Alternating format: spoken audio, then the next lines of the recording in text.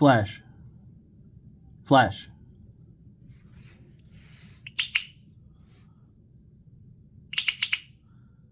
On D-Day, more than 20,000 airborne troops dropped in the night before the landing. To communicate at night, they used various signals. One was the use of flash with the response thunder. The other were these little crickets with the response. This allowed the airborne divisions to communicate at night without seeing each other. It also tried to prevent friendly fire. But as we know, the airborne drops on D-Day were anything but ordinary. Very similar to that of Omaha Beach, the airborne division suffered mass casualties. No one landed where they were supposed to, but at the end of the day, the objective was to take a beachhead, was to allow for the invasion of Europe to commence, and that ultimately was successful. We're going to talk about today are specific stories dealing with D-Day, starting with the airborne invasion and then into the beach landings. June 6, 1944, D-Day. This was a culmination of the Allied war effort up until this point. Starting in 1942, the Allies began a bombing campaign over Germany. Bombing the German heartland caused the Luftwaffe to pull out of France. It also caused it to pull out of the Eastern Front. This allowed Stalin's Red Army to advance across Eastern Europe. It also allowed the United States and Great Britain to control the airs over France during D-Day. This was vital to its success. Without this, D-Day could not have happened. Another big factor in D-Day was the control of the sea. From 1942 onward, the combined strength of the British and the United States Navy had decimated German U-boats. German U-boats could no longer patrol the English Channel. In the northern Atlantic, they would still wreak havoc, but convoy systems had negated many of the losses that took place in 1942 and 43. By the time D-Day happened, the Channel was free of German U-boats. The other big factor in D-Day was a counter-espionage campaign that took place. The counter-espionage that we talked about in class took place over the course of a year.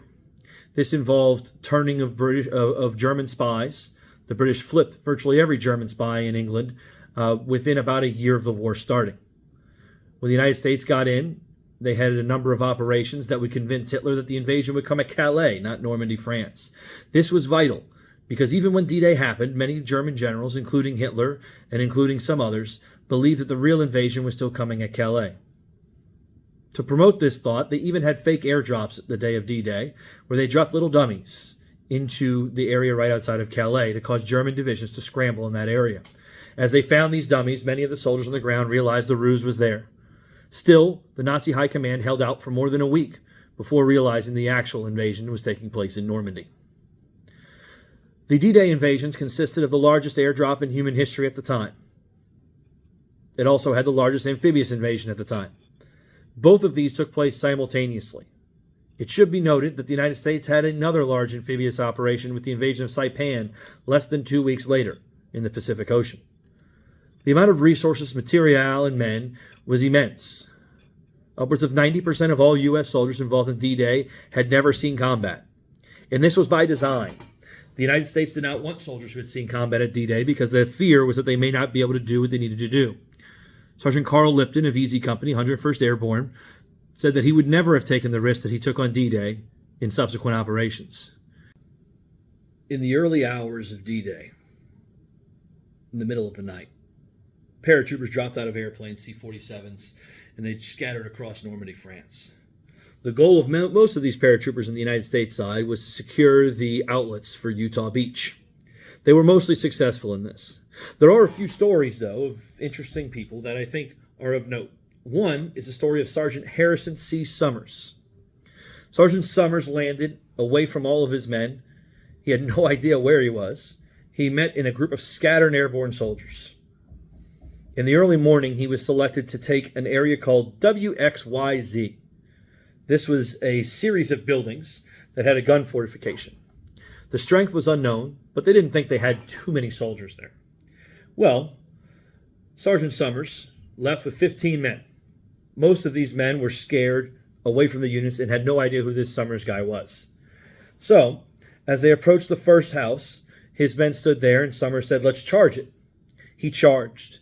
He stormed into the building. It was a farmhouse. He kicked open the door. He saw 4 German soldiers. He sprayed with his Thompson, killed all 4. A number of others ran out the door. He looked behind him. His men were not there. He went room by room trying to clear it of German soldiers. They had all left for the next building. He charged the next house and killed another 6 German soldiers. By this point, another soldier had joined in with him. Sergeant Summers fought for 6 hours, securing 7 houses and barns, securing a munitions bay that they lit on fire and exploded.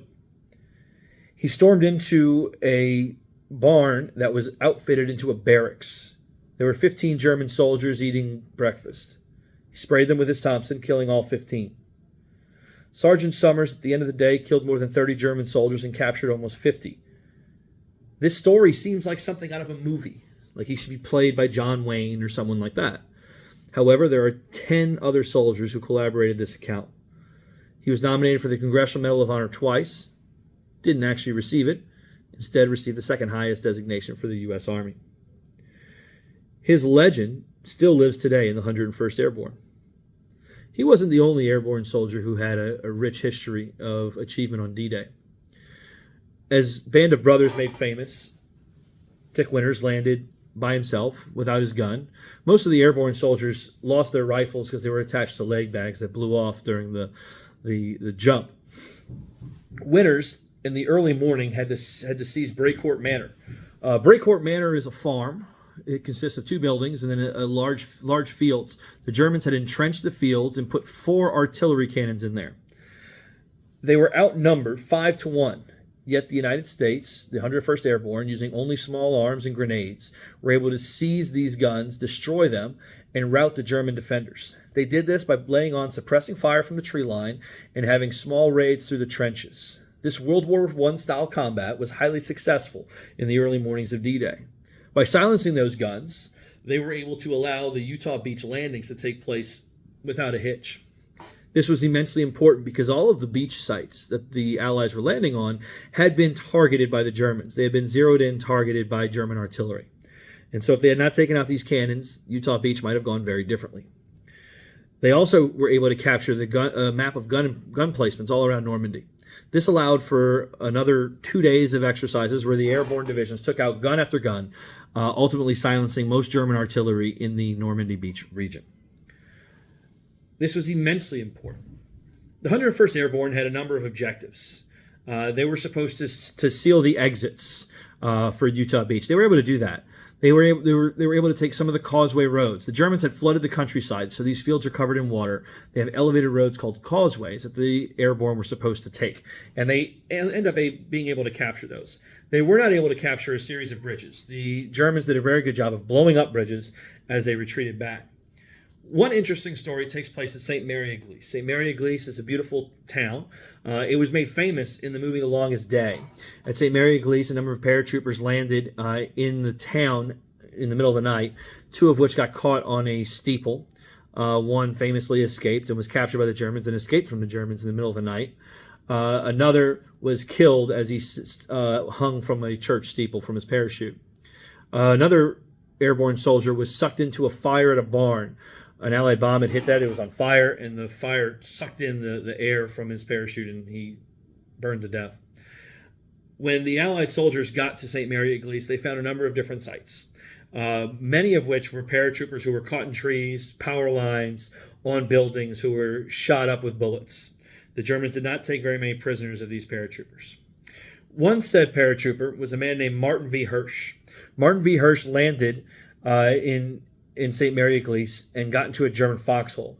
When they found him in the early morning of June 6th, he was surrounded by 9 German bodies.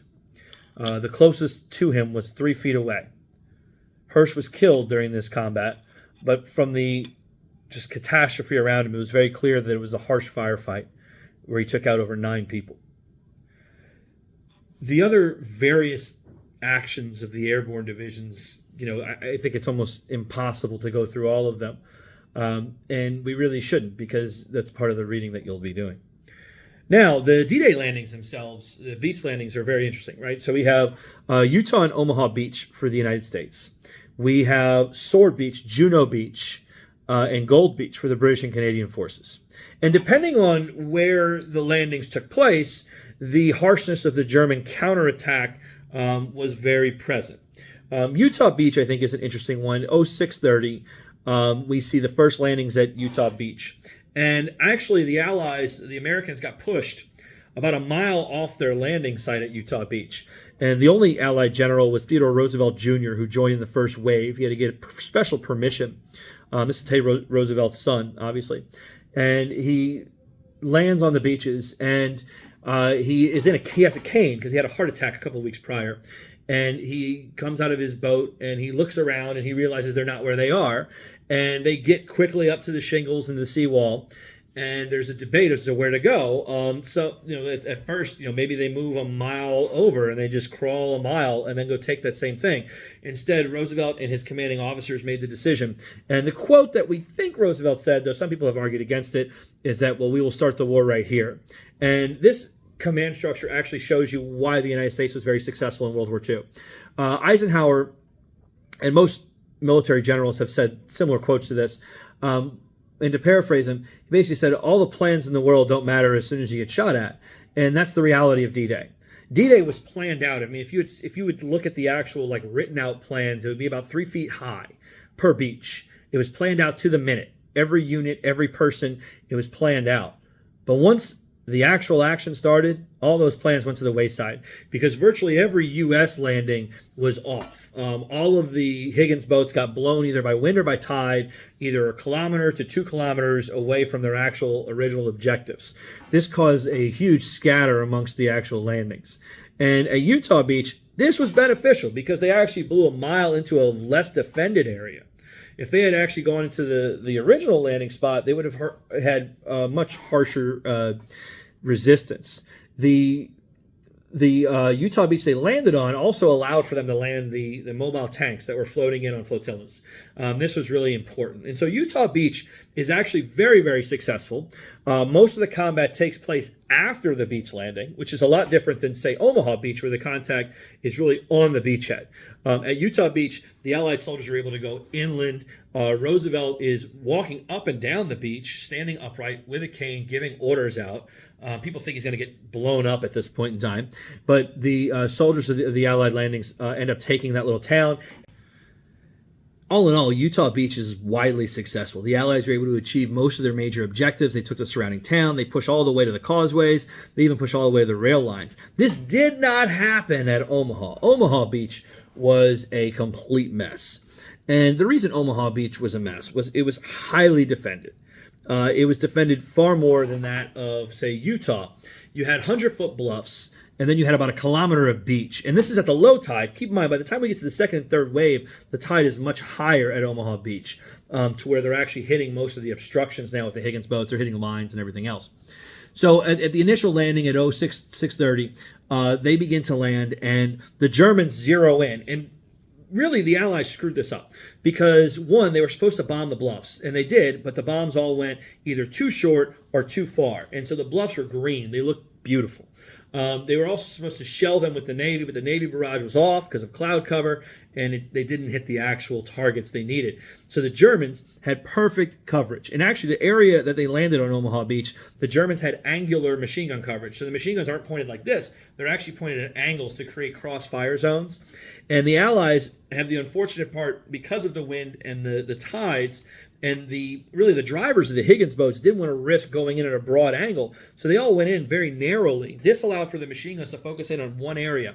It allowed the mortars to focus in on one area, and this creates a casualty count in the first wave that is incredible. You have a whole units that are wiped out. There's a story about a Higgins boat that essentially pulls up, the ramp offloads, and all 30 people are killed within 45 seconds. The machine guns, 2 machine guns, German machine guns, LMGs, just fire straight into the actual target, and then a mortar hits in front as well, and it just cuts everybody up. There are stories of boats where only 5 people made it off. There are stories of boats where only 6 people make it off out of 30. There are some where they're lucky, and a lot of them make it off. And again, we watched Saving Private Ryan, and you get a good feel for it in that movie. But the reality was probably worse than what you saw in that movie. Again, you got to remember, these are people that you've trained with for 2 years, and all of a sudden they're just exploding everywhere, literally exploding.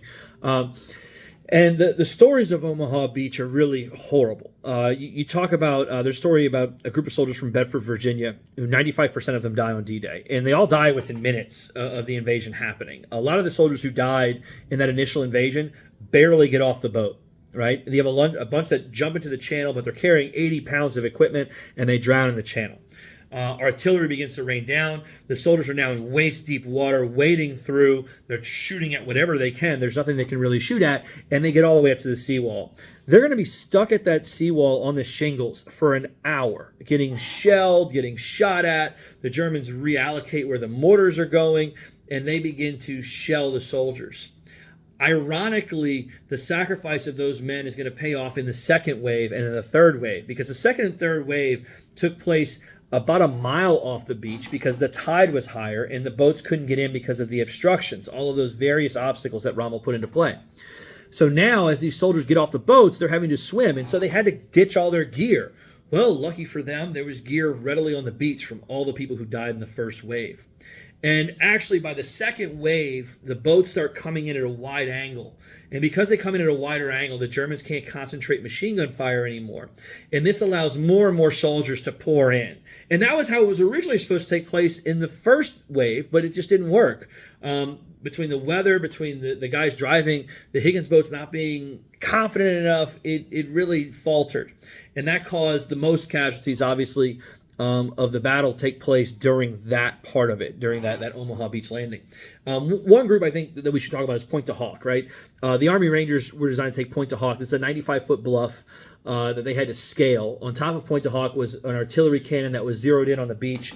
It gets a crossfire across the beach and can hit any real target on Omaha Beach. And the Army Rangers, using grappling hooks, are going to climb up this, shooting upwards to get the German defenders off. And they're going to secure a small little landing on top of that bluff and then get more and more soldiers up there. And they're going to storm through and take these artillery cannons and get into the German entrenchment system. That also leads us to the way Omaha Beach essentially was won.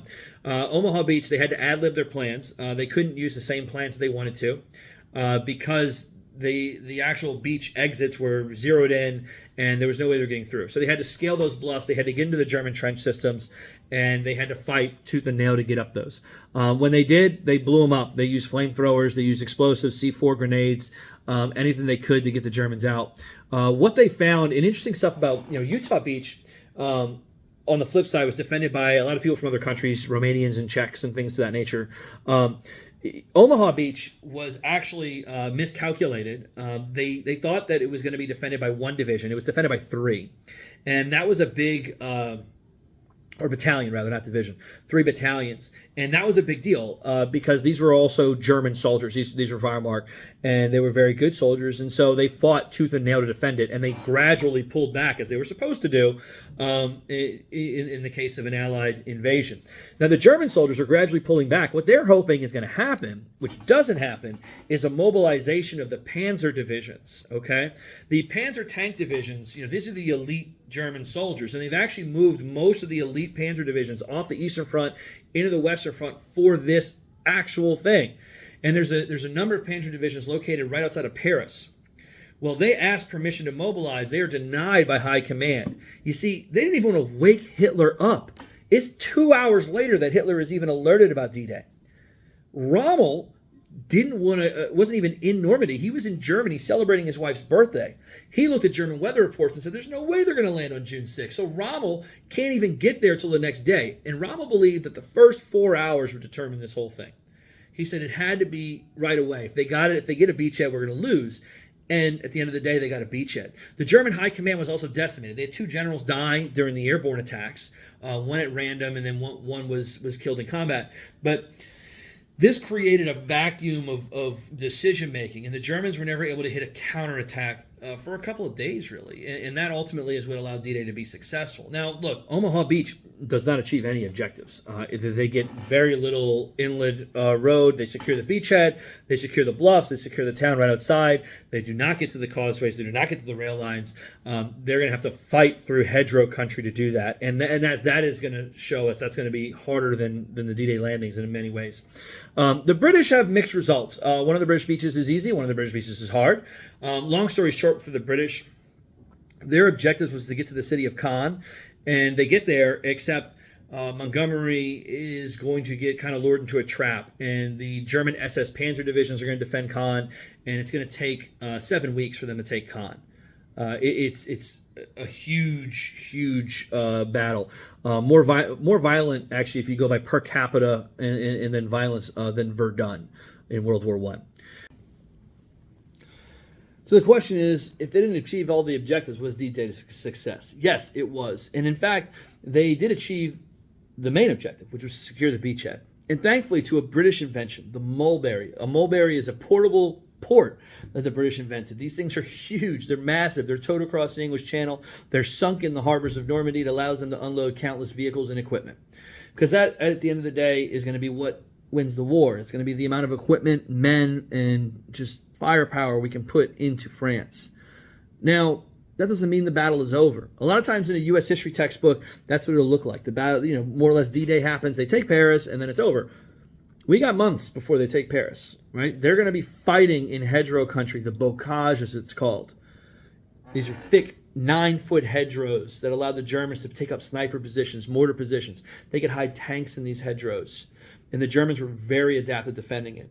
And U.S. soldiers hadn't been trained at attacking in it. So the hedgerow country becomes essentially a just meat grinder of an operation. And we'll talk about in class later how we were able to break through that, some of the controversial decisions that we're able to do for that as well. So I hope you enjoyed this lesson. Mr. Arvidas, talk to you later, guys.